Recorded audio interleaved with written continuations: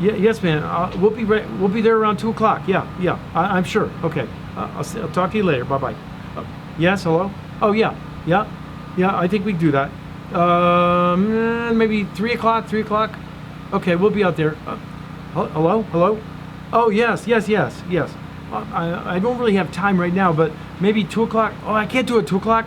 3 o'clock. Oh no, I don't know what I'm doing. Is that familiar at your place? Qualifying leads is the topic of the day. Head Harvester Bill Arman from the West Coast. Head Harvester Ed LaFlamme from the East Coast. So have a qualifying lead program at your company. A process, right? Yes. You're going to have lots of incoming leads, lots of leads. You don't want to mess up, but you can't do them all. So you have to have some process in place, a screening and qualifying tool, right? It's a great problem to have. Absolutely. Great problem to have. Yeah. I know many of you have so many incoming calls in the spring, like April, May, June, that you have to hire a separate receptionist just to answer the phone. Yeah. It's so crazy busy. But the idea is, do you have selection criteria for them? Because if they're just answering the phone, you know, they're not going to find out what you need about the people. And then when your salespeople go out or your designers go out, they may be going on wild goose chases. So it would be better to understand, you know, if they really qualify as customers. Who's going to do that? Well, really should be that person answering that phone. If it's a designated administrator doing that, then they should have preset questions so they can screen them.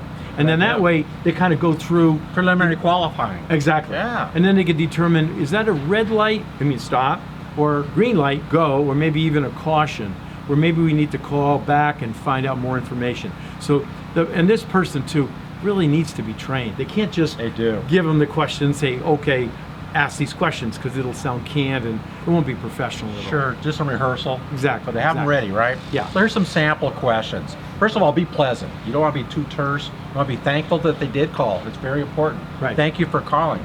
But then I would ask permission to ask them some questions. Hey, would you mind if we ask you a few questions before we move ahead, right?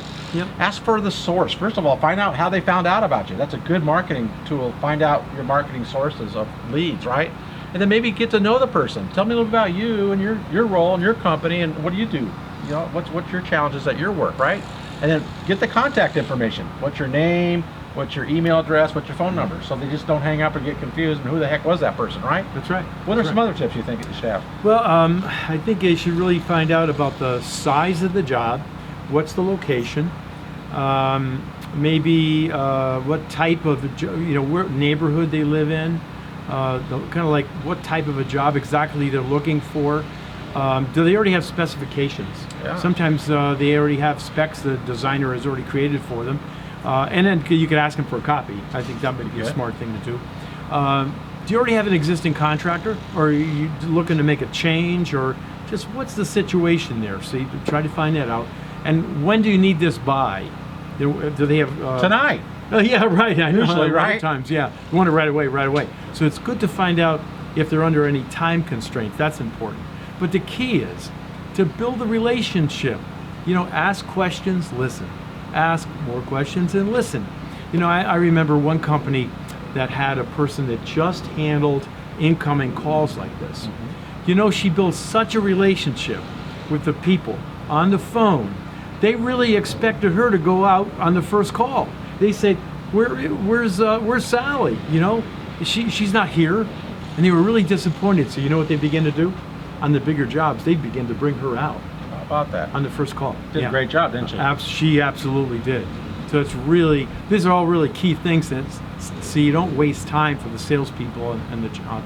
So speaking of time, we need to end this one right here. Oh yeah, we do. So we need to qualify the leads. That's important because you have a lot of incoming. So have a process in place. If you'd like a sample for screening and qualifying questions, just drop an email to Ed. Call him 24 hours a day. He'll answer the phone. Wait a minute. He's always answering. I don't have on the phone. I have two phones. And we'll get you a copy of a good checklist screening list. This is Head Harvester Bill Arman from the West Coast. And Head Harvester Ed LaFlamme from the East Coast. Now go out there and harvest your potential.